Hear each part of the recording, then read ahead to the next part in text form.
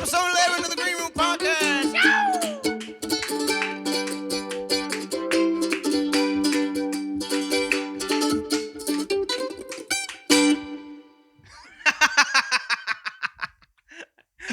What's up? And that's what you get when Brendan brings a mandolin to the podcast. Yes, I started learning. It's awesome. I bought it for $50 cash. And who'd you buy it from? Doesn't matter. Doesn't matter. Welcome to the Green Room Podcast. I am one of your hosts here. My name is Massimo DiStefano, and to my right, I have... I'm not Massimo. Yet again, I'm not Massimo. Oh, I'm crazy. a different individual. I'm Brendan Ayton. Crazy to me. You're not Hey, me. that's just how the world works. Actually, it's okay. If you were me, the world would implode. Don't you I don't know what that means, but Don't you anyway. think so? Don't you think so? If there was like two of one person, Oh, me. Specifically. it'd get much louder in this room. That's for sure. Anyway, we had a day yesterday. I know. We kind of spent the whole day together. Kinda. Well, I worked here from 6 a.m. to 10. And then first. I had a dentist appointment in the morning, which I was almost late for. Which Classic. It's not like you're ever late for anything. no, I'm not. Oh my god, that's so new. Anyway. Actually, I was late. Anyway, what did we go do yesterday, Brendan? We went to see Foreigner. Yeah, and It was awesome. And? It was the other band that played.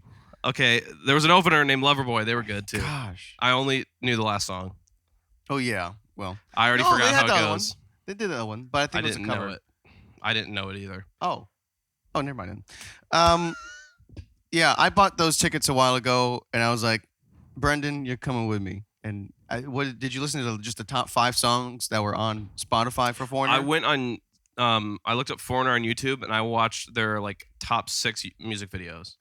But I didn't really watch them. I just turned them on with my AirPods in while I was like doing laundry and stuff, just so I could listen to the songs. You know.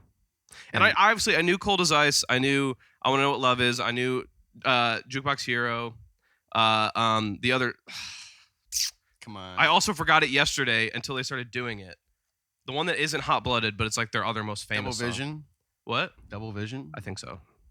I I don't know. No. I don't know. Anyway, it was a great show. I have got to shout out whoever designed that set. Oh, we were. It was awesome. We were drooling over the lights. It was like awesome.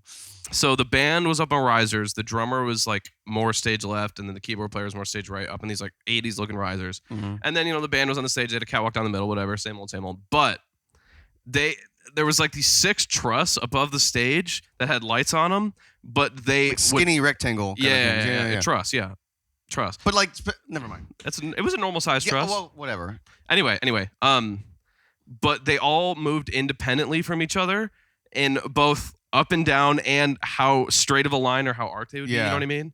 It was so cool the way that they'd bring them in on stage to almost look like claws coming out of the stage and then go back up and be like these like moving things on top. And like they're moving during the song. And there was Oh 6, my there was gosh. 6 of them. And it was so just cool. the coolest thing.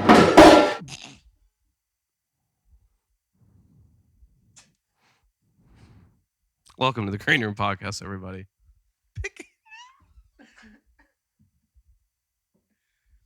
Do you want to put that somewhere else?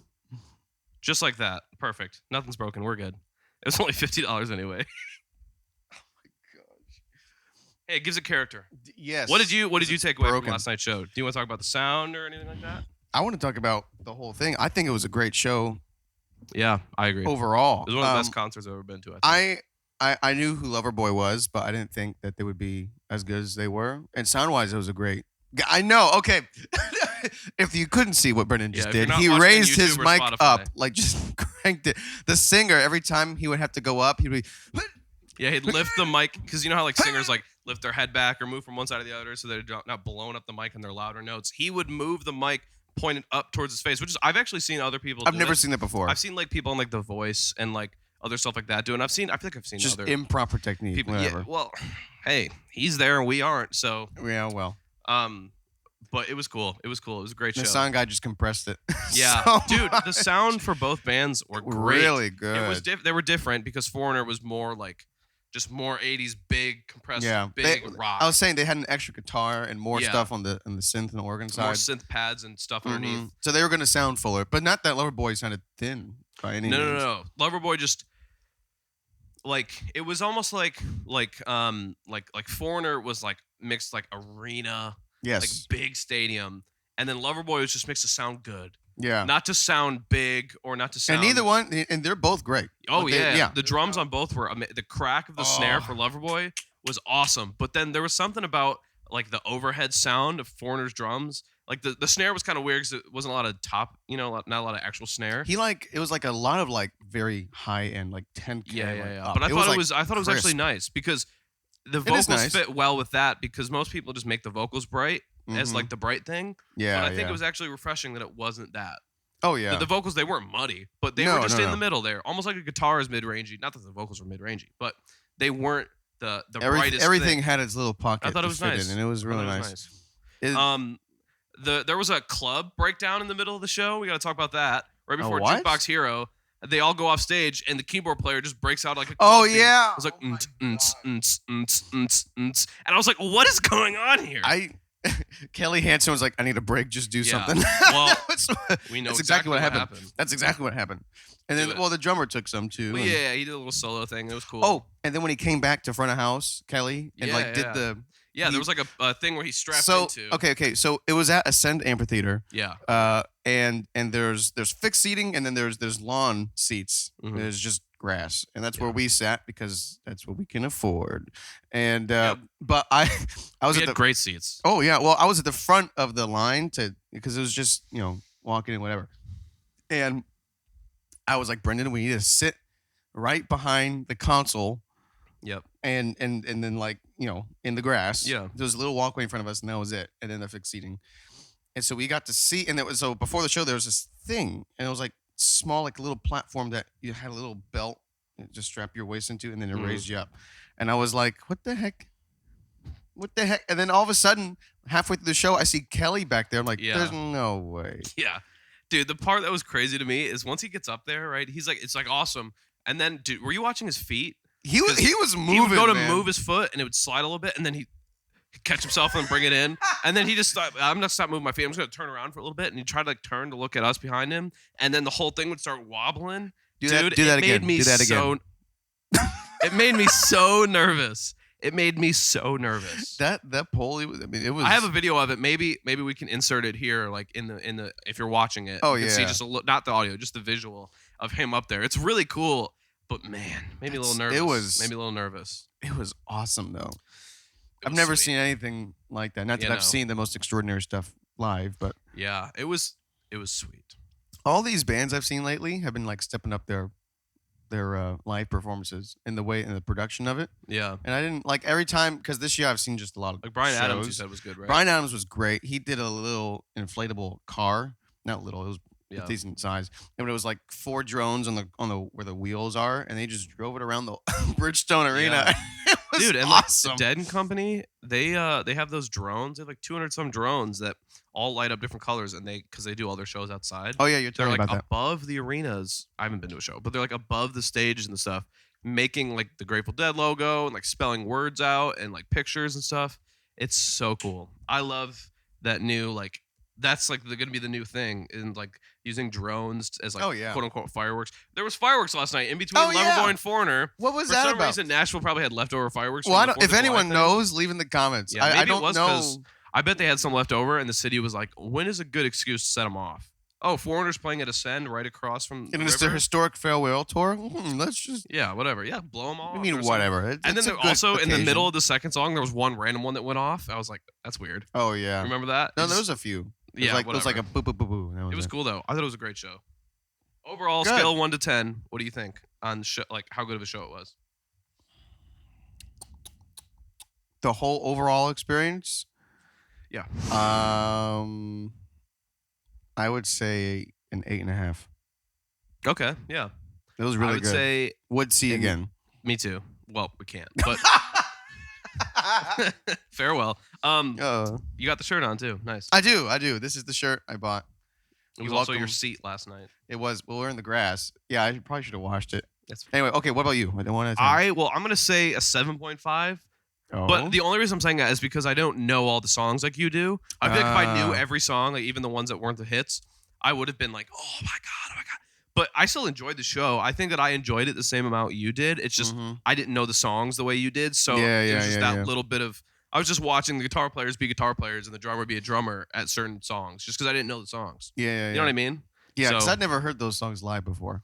Yeah, but I would look over and you were singing them, like you knew the songs. Oh yeah. So I was like, okay, he knows these songs, he's enjoying this. I just didn't know the songs, but I still enjoyed it anyway. They did an acoustic break and they did that was cool. A couple songs I didn't know from they said 2009. That was a cool little spot. It was cool that they brought out the cajon and it was about 12 and it sounded good too. It sounded great.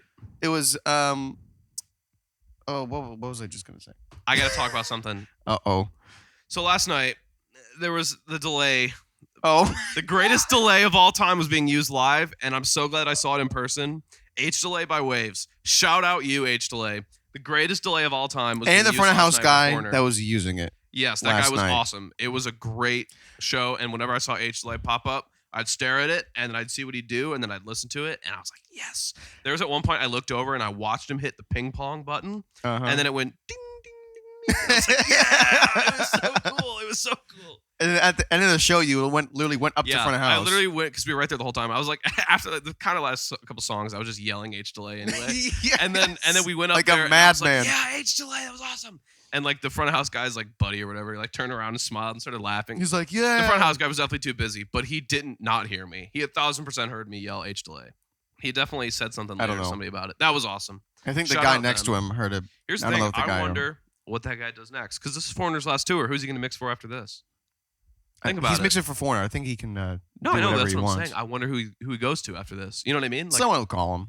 I hope that it's like. I hope he goes like the pop punk thing. I don't think you always hope everyone's gonna go pop punk. He's doing a classic rock band right now. The pop punk. So think about the '80s. Think about how '80s musicians were in the 2000s. Some were washed up drug alcoholics and stuff. And then the other ones that were doing great were which doing won't great be still, named. They were turning into legacy acts, right? Pop punk started in the 2000s, 2020. It's the same amount of time. It's the same turnover is happening right now. But we've got to let them turn into legacy acts. We can't just let them all die away.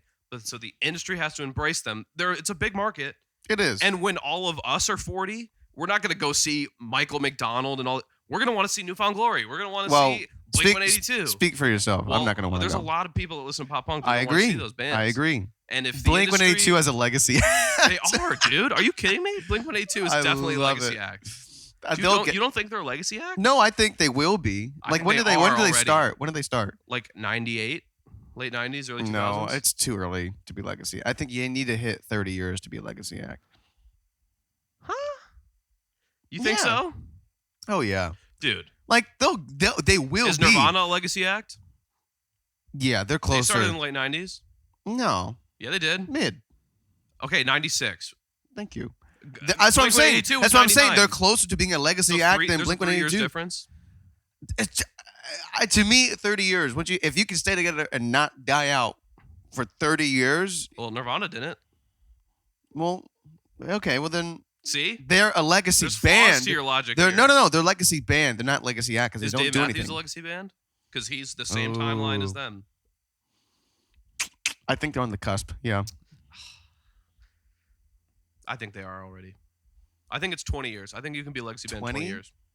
Because that's when you start having bad albums, and if you can still sell at that point. Think about it. No, like 15, 20 years later, true. you start having bad albums, and you can still sell and be famous. You could have bad albums after 10 years. I mean, yeah, but if we're being real, like those, like legacy acts always have bad albums around 10, 15 years. I know, but Foreigner's been together for 46 years. No, they haven't. Oh, yeah. Okay. Because last night there was no original members. That's true. No shade because it was a great show. I get it. Like when I saw Guns, only 3 original members on stage. Yeah, but 3 is better than none. Exactly. Okay, no, I was telling Brendan before the show yesterday that the only person that will sometimes go out is Mick Jones, who's the guitarist. They're Neil Sean. Don't equate him to Neil Sean. As many similarities as there are. You see it, and you know it. But I remember, I think last year, the year before, when they were going out on the road, he'd only come out for part of the set. Yeah. And then that was it. Yeah. And then this year, I thought he would at least be on the road with them. He's not even out. And if he was out with them, he didn't show up yesterday. Yeah. And I was like, man. I remember last year when I had my Foreigner phase last year. It comes and goes. But I was like, okay, I'm not gonna go see Foreigner live because there's no one left, and Yeah. I just and I love the songs, but I don't really want to pay money to Yeah. see And it's the final tour. Well, no, and then they announced their final tour, and I was like, I have to go. take my money, okay. It was a great show. I mean, the singer was amazing. Kelly was great. The guitar players were great. Don't get me wrong. Oh yeah, It's Great just musicians. you got to think they're making out like bandits here. All of those guys. They didn't write they didn't write any of the hits really. Like the newer songs that the real fans they know them. Like they know like Kelly and them started recording in the early 2000s. Like Mhm. they definitely have some songs that yes. they know. He said they recorded in like 08. So like Well, early to yeah, mid-2000s, Lou whatever. left late 90s, early 2000s, Yeah. like 01, 02. yeah. So it's like I get it. It's also like same thing with Leonard Skinner. Mhm. Now there's no more original members, but those guys that have been in the band have been in it for almost 25 years now. Yeah. So it's like they're almost like the same members anyway. You know what I mean? Yeah. So it's At like that point, it's like, I wonder if there's going to be one band that just keeps doing that forever. And I wonder if just it's going keep to be recruiting. I wonder if it's going to be Leonard Skinner.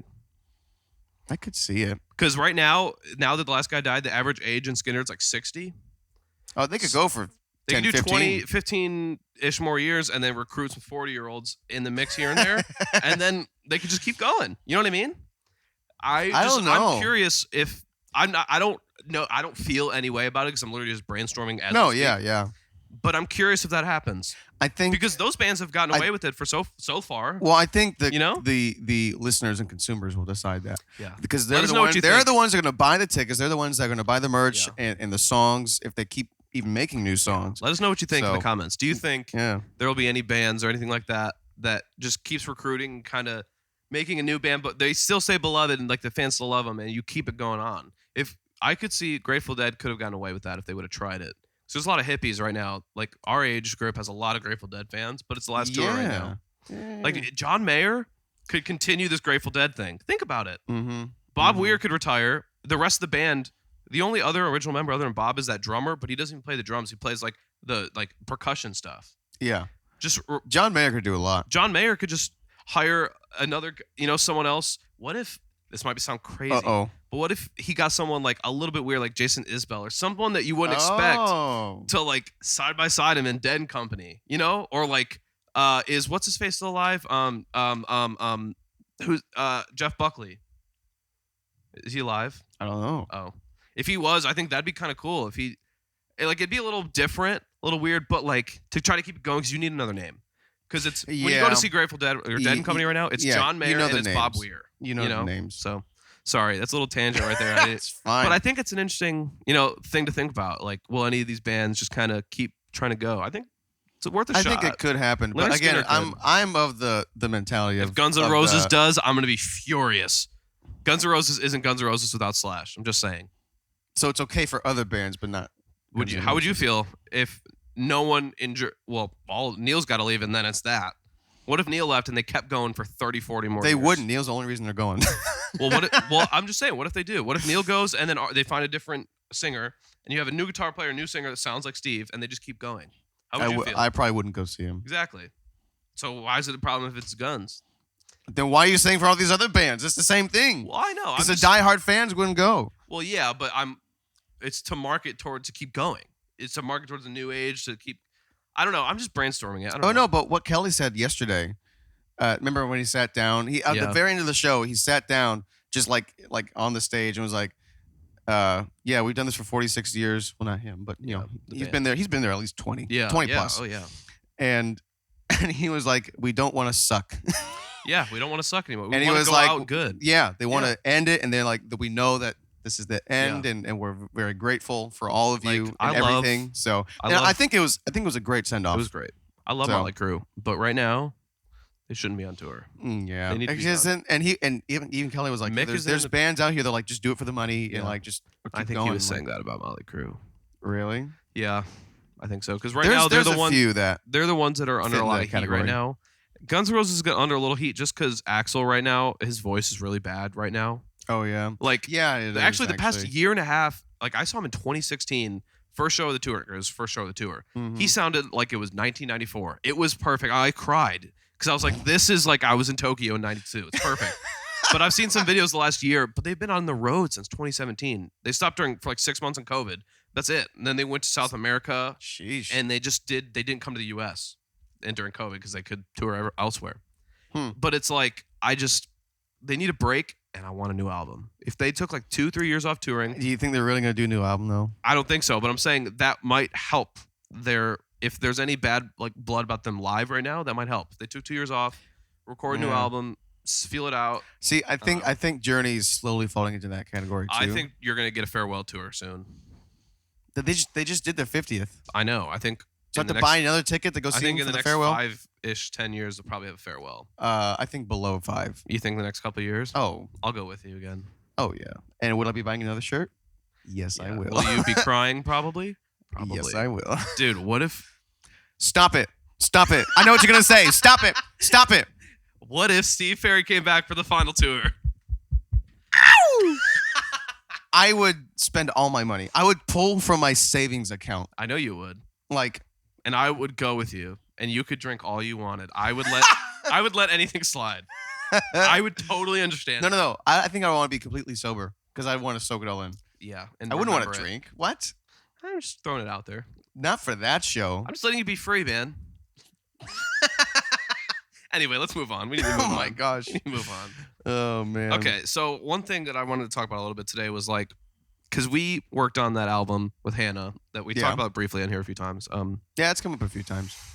I wanted to talk about like producing and songwriting, that stuff, but I wanted to start it with asking you, and we've talked briefly about producing also with you a little bit, but like, what are your goals? Like next 2 years, what are your producer goals in the producing world? in the producing world?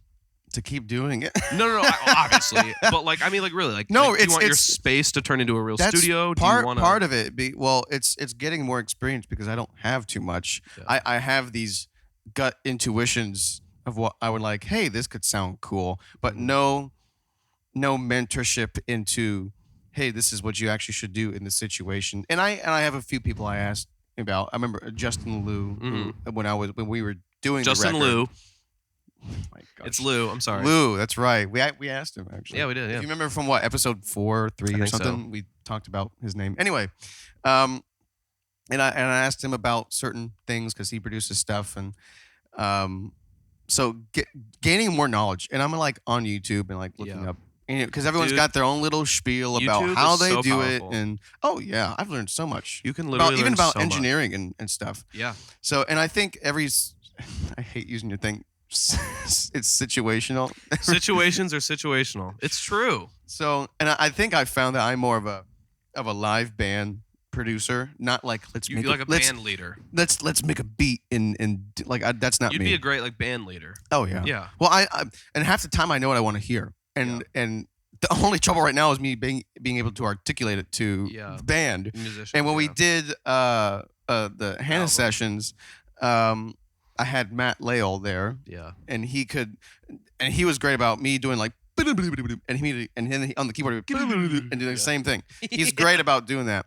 And then, and it was a great band for that project.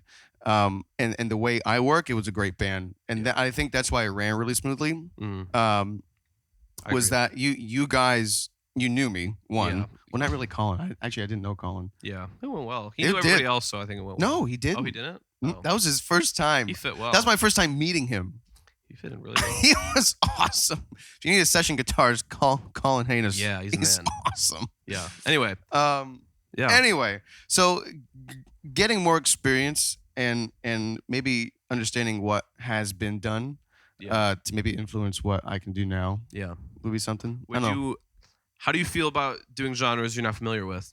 I would do it, Yeah. but I would talk to the artist or the band and be like, okay, guys, Yeah. I have my little shtick and realm that I like to live Mhm. in. This is taking me a little bit out of that. I want you to know that. And if you're unhappy with it, communicate that to me. And Yeah. that's totally okay. Like Yeah. if I'm not like if someone's not a person for the record, that's okay. Mm-hmm. If I'm not the producer for that record, that's okay. Yeah. Because I want whoever has that artistic vision in the band or for that artist to make it, have it Yeah. come to its fruition, Well, and on the last episode, we talked to Joey, and he Yes. talked about producing and all that stuff.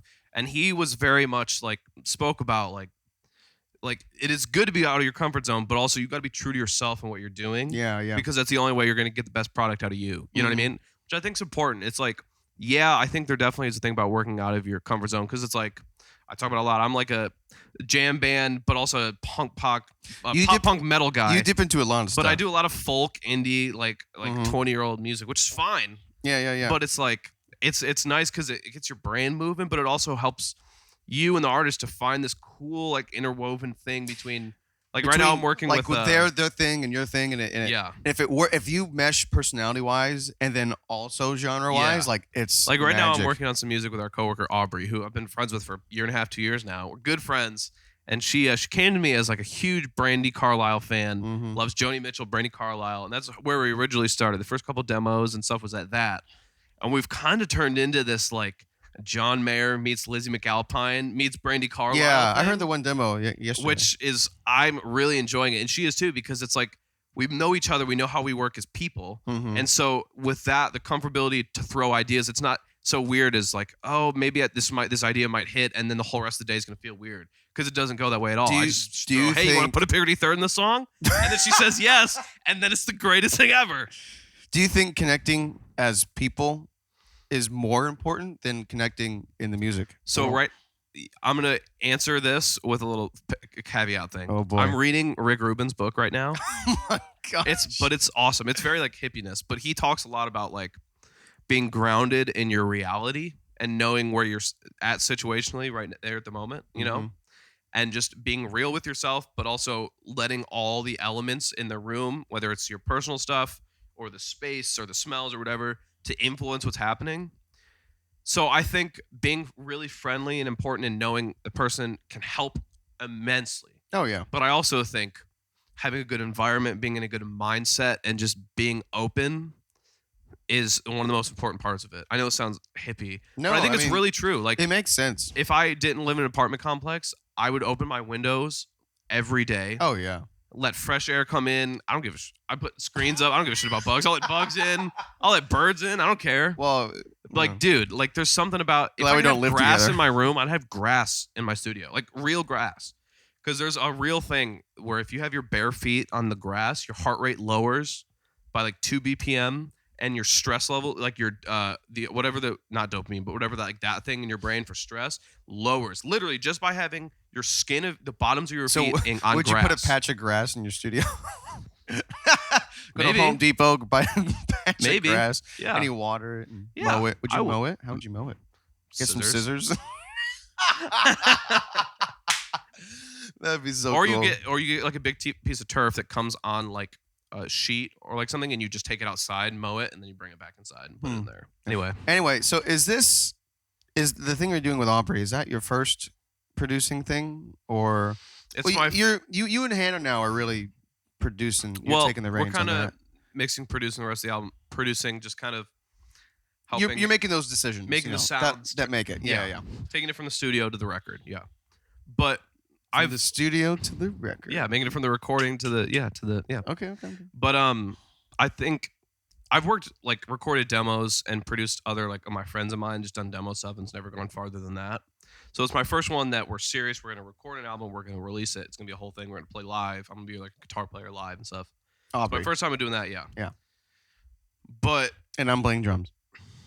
yeah. Well, but like also all through high school, even though I wasn't recording it or anybody, whenever I'd have friends in choir or musical that had songs or lyric stuff, I just get a guitar and just play a couple chords just to give them an idea, just get their brain going. Oh yeah. So I think sometimes, like, especially if you're younger and you have all these, let's say you can sing covers really well and you can sing, you have a great voice, you can't find your own like voice and you can't find your style in yourself. Mm-hmm. Sometimes all you need is just write the thoughts down, write the lyrics down, and just gotta be with somebody, just spark that little idea, just a little bit of a spark. Yeah. Like I'm not gonna get into too much. Because you're gonna pull from those influences that you always listen to. Yeah. Like I'm not gonna get into too much detail just because I can't. But me and my old roommate actually, I produce a lot of his music too. We don't release it. We make like really funny rap music. Oh, that is doesn't that get this released. guy? Oh my god. But there really is something to it of like lyrically, because all the songs are really like weird like topics and stuff. But because it's like about buildings and like just like one of the songs is about like LSD, but it's about not like the Lakeshore experience. Drive, right?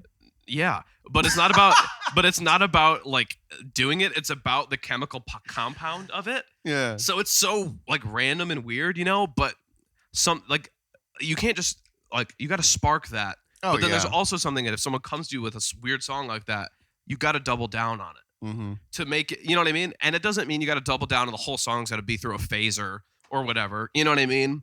Which I actually put all the drums through I a was gonna flanger. say- But there is something to like doing that with your brain a little bit. You know Oh, what I yeah. mean? Like, Well, it's a muscle good exercise like anything else. And Yeah. I think there's a misconception of, I haven't fallen into this. Is like, oh, I have to be working on something with this person and getting paid to flex that muscle. It's like, no, you can do stuff at home yeah, to flex. Like, I love taking or taking a song and then seeing if there's an acoustic version of it on YouTube or something, and just seeing how it's arranged and what they did differently in the instrumentation. Like, I love seeing how an artist would take a song and then flip it on its head, because they're doing it Dude. for, as we were saying before, like 20, 30, 40 years. What is your favorite ones of those? Like someone doing a new song and flip. Okay. I already have mine. Those I are don't know really if it's nice. my favorite, but the first thing that came to mind was Kenny Loggins live from the Redwood. Yeah. What did you do? And he had Michael McDonald on, and they did "What a Fool Believes," and it's just cool, like laid back kind of thing. Like, it's Yeah. like that album, because the whole thing is like more of an acoustic thing, and they do Footloose and I'm Alright, and like, Yeah. but they do it all like there's an accordion and like all this percussion, and like, it's the whole thing is so cool, and it actually sounds really good. I'll just have to send it to you because Yeah. the mix is awesome. Yeah. Do it. Yeah. So, My is for sure Dave Matthews All Along Watchtower. oh yeah, I mean, it's so good. And I recently, so a couple weeks ago, as of us filming, Dave Matthews came out and did a couple songs with Dead and Company. mm-hmm. But one, when John Mayer introduced him, he introduced him as like his idol, Yeah. which I think is awesome. Because he's mine too. But like there was a post that was made that I saw that in like 1994, Dave Matthews Band opened up for Grateful Dead and ended their 35-minute set with a 20-minute version of All Along Watchtower. So they 20 did 3 minutes. songs of like normal length, Oh recording my length, and then they gosh. jammed All Along Watchtower for 20 minutes, which is very jam band. Right Yeah. before Grateful Dead, what else do you expect? And then however many years later, Dave Matthews came out and they did All Along Watchtower, the Dave Matthews version. Mm. They didn't, because Grateful Dead's also done it, but they Yeah, just yeah. do it, you know, like how the song is, like Bob Dylan, like Jimi Hendrix, just drums it all the time. Yeah. When they just did it, they did it with those hits. They did it small at the beginning. Everybody came in. John soloed.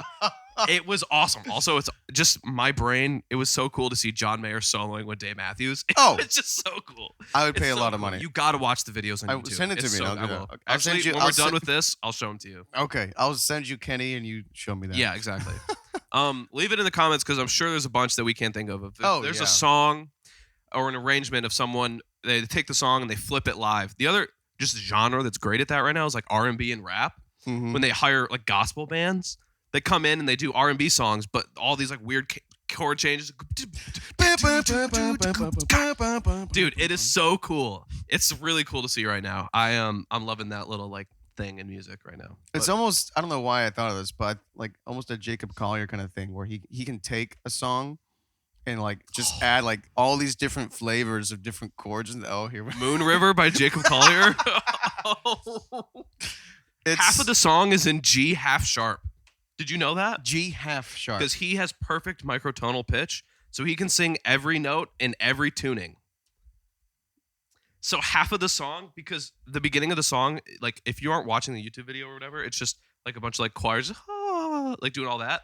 But what it is it's just random people on YouTube, but also like famous singers. He just had them send him a video of their face just singing one note. He didn't ask for a note. It doesn't have to be in Just tune sing a either. note.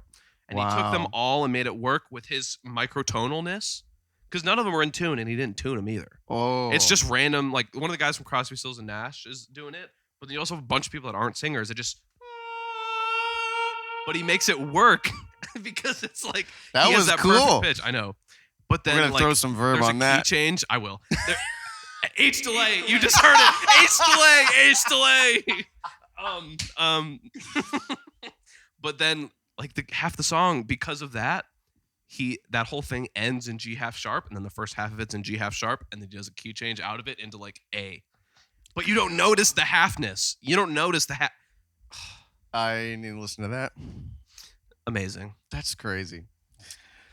Oh, All you, right. you want to transition out of Yeah, that? I got a and- little excited there. I know, I can You tell. go ahead. Go ahead. Okay, so in high school, this is taking it way back now. Yeah. Me and Brendan were a part of marching band in our respective high schools. Yeah. Up in Michigan, what high school Yeah. did you go to? Well, my freshman year, I went to Pinckney High School, and then I switched. Pinckney, yeah. And then I switched for the rest of the years and went to Brighton High School. Okay, and if you're from Franklin around here, I went to Centennial High School. I was in the band. I was in concert band all 4 years, and I marched in the competitive and pep band for 2 years. My freshman sophomore year, I only did concert band my junior year, and then my senior year, I was in concert band, and then they opened it up to just be in the pep band for football games on Friday nights, and that's what I did. Was marching band a class for you? It wasn't a class. It was just like an extracurricular thing. Why? Was it for you? No, but some schools have it as a class. Like outside of concert band? Yeah. I mean, in the concert band class, we would work on it, but it wasn't marching band class. No, yeah. So we were obviously both on drumline stuff. Yeah. And I played tenors all those years, and you did tenors and Well, snare so one. I was on snare my freshman year, and then I moved, no joke and no shade, to my old high school. But the reason that I moved was because it was like I was a freshman and I got snare. I was like, there's not much, because I always wanted to be snare section leader, and I was like, there's not much higher to go from here as a freshman. So I moved schools to compete more, and then got snare when I moved there too. Nice. No, I thought you played tenors. I did my junior year. So I went snare my freshman, sophomore year, and then junior year I went up to tenors because my favorite drumline member at the time was a senior, and she was the quad. We only had quads. We didn't have 5. She was the quad section leader. No Spock? No. Oh, my old high school did. Spock is the best. So when I went to Pinckney, we did, and then when I moved to Brighton, I lost the Spock. Oh, it's okay. I had a Spock. My practice pad had 2 Spocks, so I would just get it out. Oh, that's nice. Okay. Anyway, Double and then Spock. my senior year, I went back to snare to get section leader. But I'll tell you this, and I know all my friends will listen to this, my buddies from drumline, and then they'll text me or whatever. But me and my 3 best friends in high school, we were all on drumline together, right? And my senior year, me and 2 of them were competing for section leader. So it was me versus my 2 best friends for section leader. Boy. And I got it, and then it was a little weird at first, but we figured it all out and stuff. My senior year, me and all my best friends were in the middle of the snare line. It was me, and I had 2 of my buddies on one side and one of them on the other. That's all the pictures is just me and the boys. It's so much fun, dude. Shout out the boys. They know who they are. I have this great picture from my sophomore year, and we had like every section had like a little like mascot kind of thing, and we had this stuffed panda. Was it a panda or koala? I think it was a panda, and we named him Giuseppe. Yeah. And he was the section hype, and there's this picture of me standing. We're at MTSU Stadium because that's where whatever competition's held there, Contest of Champions, I think it's called. Sounds very magnificent. It's MTSU, and we and every high school gets to rehearse there within the week or 2 before, so you actually get to be in the space, and it's like 9 o'clock at night till midnight, like it's like a 3-hour chunk of your night, but you go and you rehearse. And there's this picture of me that someone got with me. Giuseppe's in my hat upside down, and I'm standing there just with my tenors on and in the shorts. And yeah, that's awesome. I love that picture. Dude, so do you much. have any fun stories from band camp that you could tell? Did you go out to band camp or did you have it at your school? What do you mean? Like, Go was your out? band camp like at a separate location? Or No, did you it was have at my at school. Oh, it was? Yeah. Dude, our band camp was in the middle of the woods, 2 hours away. What? We went to a YMCA type camp up in the top of Michigan, like way up He's top. pointing at the hand. Yeah. That's how you do it. If you're from Michigan, you know. That's how you. We're way up. I forget what it's called. I forget where it was near. No, we had a big field. Oh, dude, it was awesome. You've seen it. You know where the CVS is on that corner?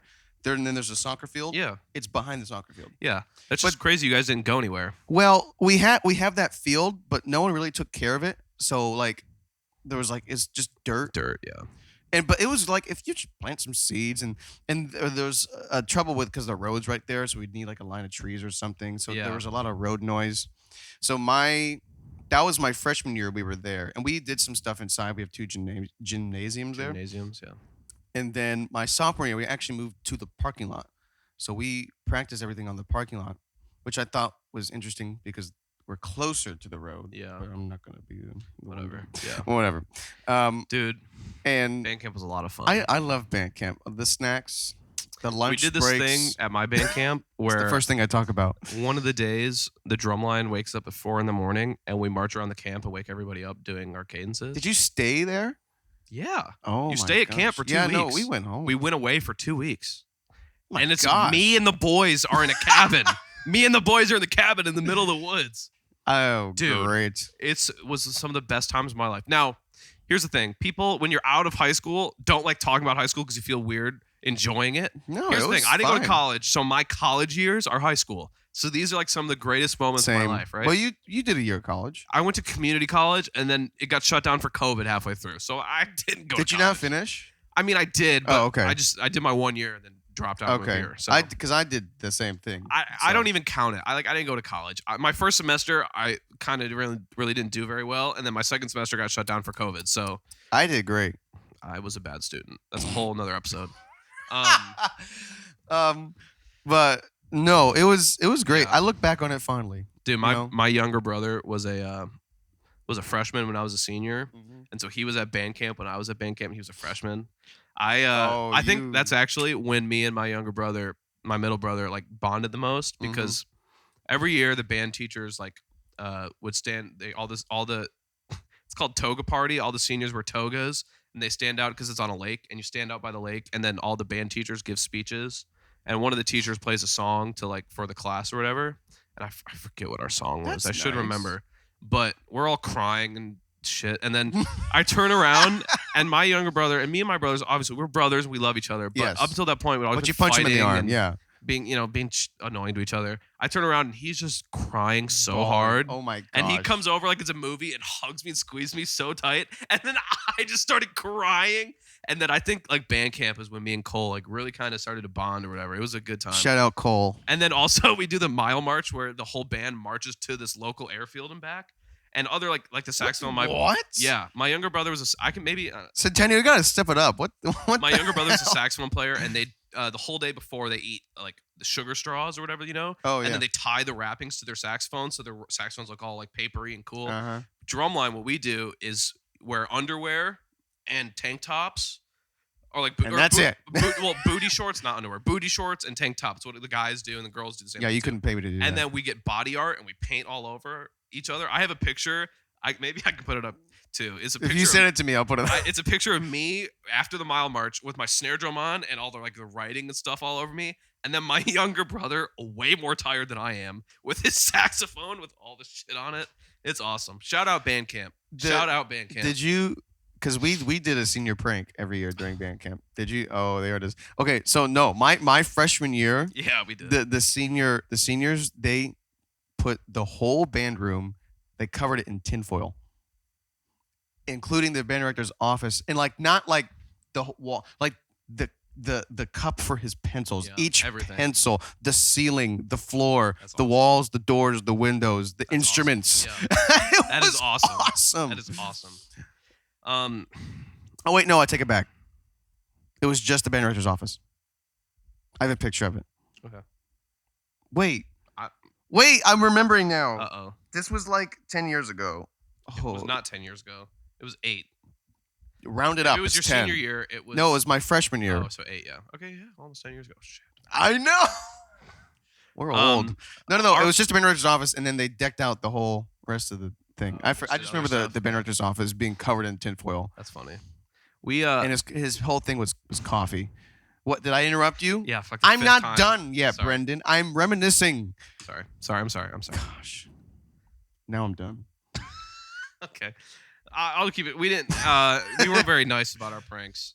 My senior year, we had to cut it back because like the people before us were like axe bombing other cabins and like Yeah. saran wrapping doors closed and like really not being very nice. That band director was like, But it was anything but glitter. so it was a tradition that the last night all the seniors bring like an insane amount of shaving cream. And what you do is you go outside of like the cabin because like freshmen were in some cabin, like they separated it, and like the seniors go outside and like you always have a freshman. Like I was a senior and I had a freshman, Mhm. and I went out to my freshman's thing and I wrote him a note, and then I went to Cole's cabin. I wrote Cole a note.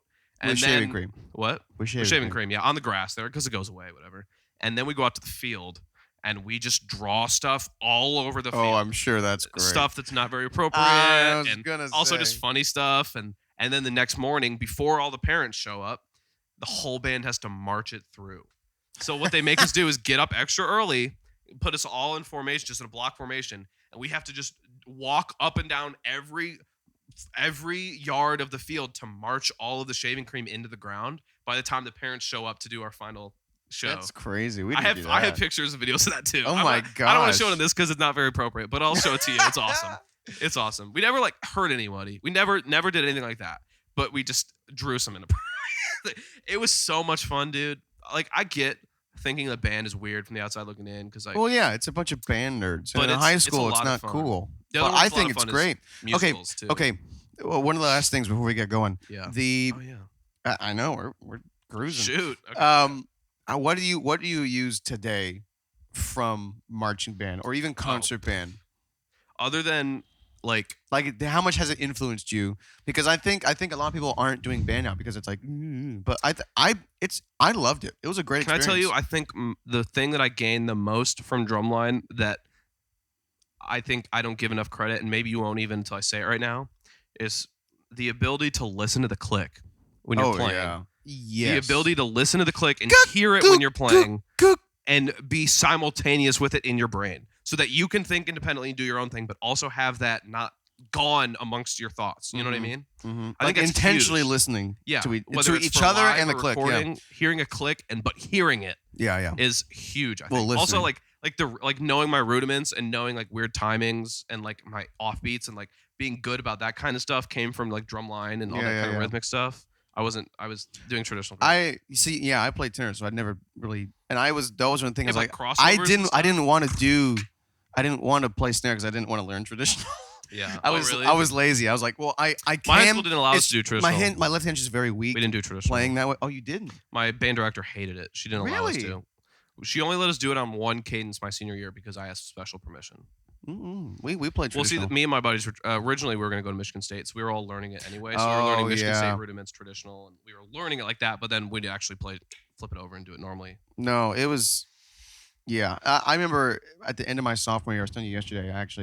I auditioned for drum major, and I didn't get it.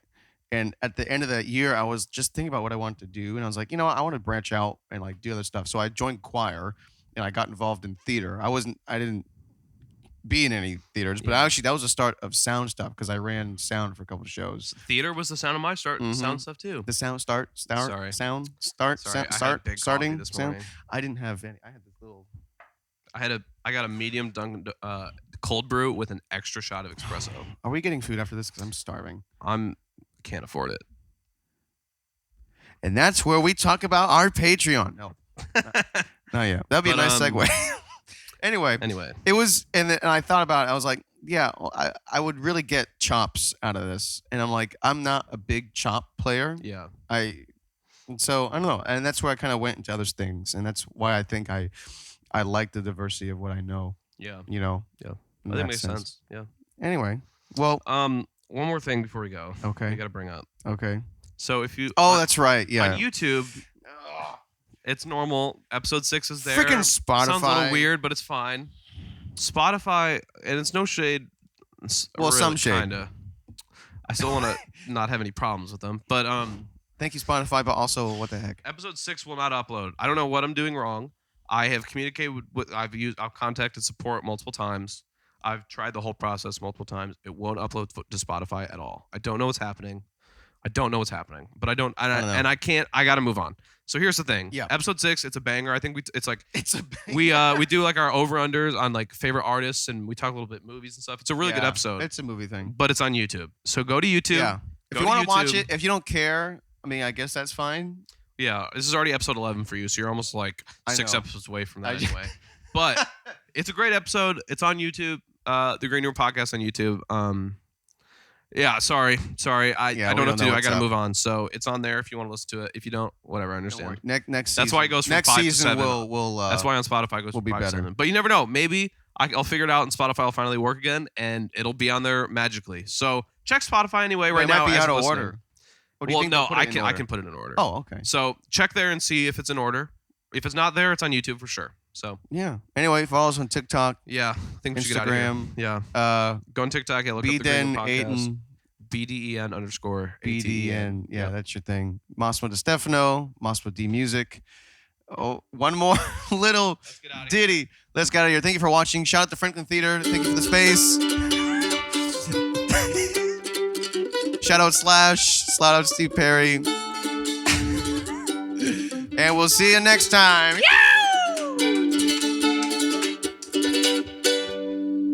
Ciao. Peace.